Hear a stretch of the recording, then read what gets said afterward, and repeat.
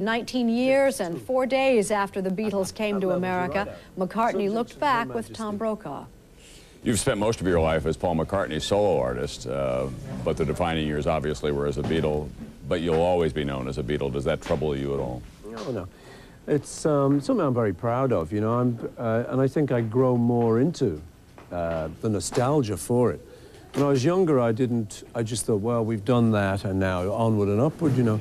But I can look back now with great fondness. You know, that's a nice thing about memories. You cut out all the bad bits. You just remember all the great bits. So I'm very happy to have been that. It doesn't bother me. Do you think that that age of innocence pre-Beatles can ever be reclaimed in the world? No. You can't go back to the first summer you ever spent on holiday. You can't go back to that. You can't relive those moments, but you have to come to terms with that, you know. I think anyone growing up would be foolish to think that one day it's all going to happen again. But I think what you do is you substitute the blessings that you got now. I mean, I've got kids now. I didn't have any kids then. I was running around clubs trying to pick up girls, which was great fun. It was lovely, innocent. I remember it with great fondness, but I'd much rather be me now. You've had this life of phenomenal fame and success and wealth, and yet you're always known for your accommodating fashion, your lovable ways. You've even said that yourself, you're the guy who gets the drinks for the people in the room. Who helps you maintain that demeanor, keeps your center? My family, really, it would be now, which would be Linda and the kids, mainly.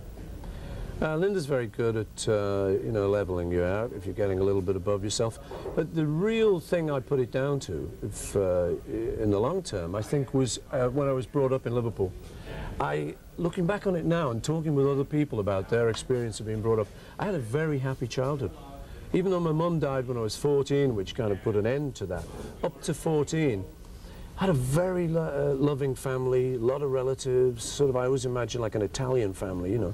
You've always been handed babies and you just knew how to do it. I've got some friends now, they handed a baby, it's like it's a piece of glass, you know.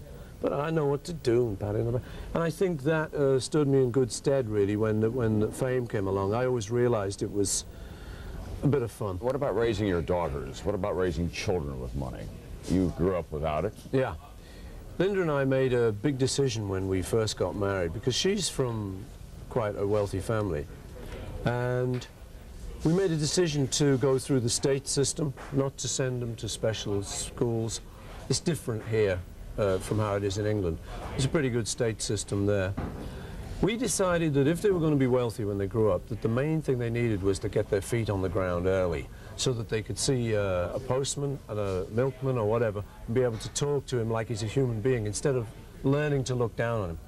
So we were very careful about that, and it's probably one of the things we're most proud of now, that our kids, touch wood, are very level-headed people, and now they can kind of now ease into the money and not be snobs with it all.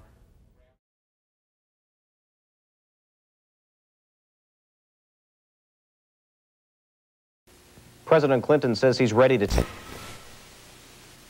Will you still feed me for $1.64? Well, here's a really big deal from Pizza Hut.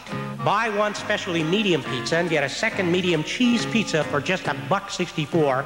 Plus, you could win one of 3 cards, including a classic Studebaker, or $4,000 cash and a trip for 2 to see Paul McCartney live. Paul? Winning is easy, and Pizza Hut feeds me for $1.64.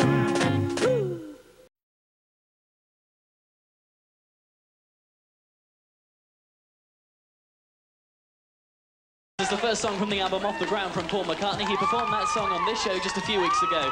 He's got a brand new single out this week. It's absolutely fab. Check this out. Come on, people. Well, we're going to get it right this time. We're going to, really going to raise it to the sky. People are ready to forgive a few mistakes, but let's get started for my party. Don't you know how long it takes? Come on, people, let the fun begin. We've got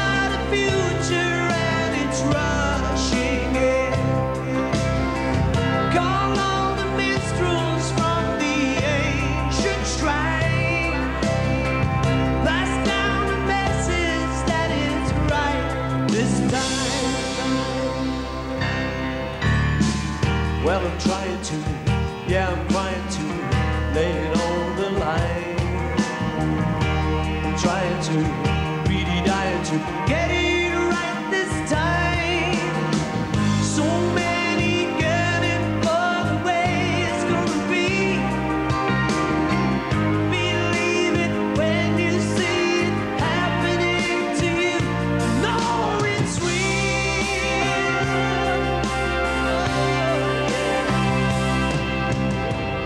So come on.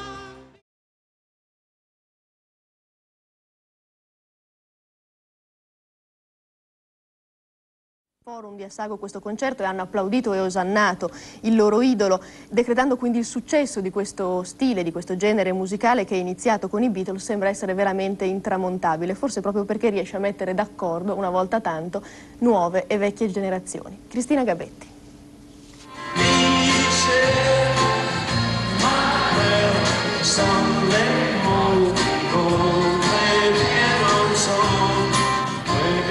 Ieri sera al Forum d'Assago Paul McCartney ha riportato in scena 30 anni di musica, facendo sognare la generazione dei quarantenni e regalando nuove emozioni ai ragazzini che dai genitori hanno ereditato la passione per i Beatles.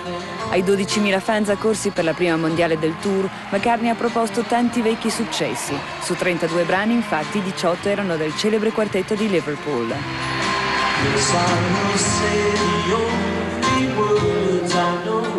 Il pubblico ha accompagnato in coro canzoni intramontabili come Michelle, Lady Madonna, Hey Jude. Come li hai conosciuti tu i Beatles? Grazie a mio zio che era proprio un...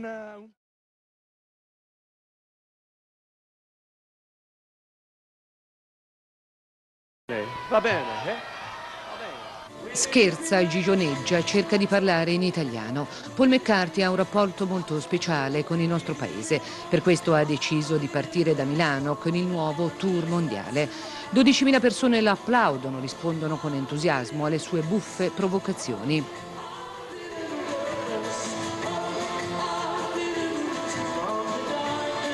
Lo show inizia con una retrospettiva filmata della recente storia del mondo vista attraverso le canzoni dei Beatles. Paul si è finalmente riappacificato con il suo ruggente, eroico passato. Così la parte del leone dello spettacolo la fanno le bellissime canzoni dei Fab Four, moltissime tra le 30 e più proposte. Paul non si risparmia, a 51 anni e ancora tanta energia, anche se è un po' fuori allenamento. E nella parte acustica dello show i celebri coretti beatlesiani non sono proprio perfetti. Ma l'effetto nostalgia è fortissimo, soprattutto tra il pubblico dei 40-50enni.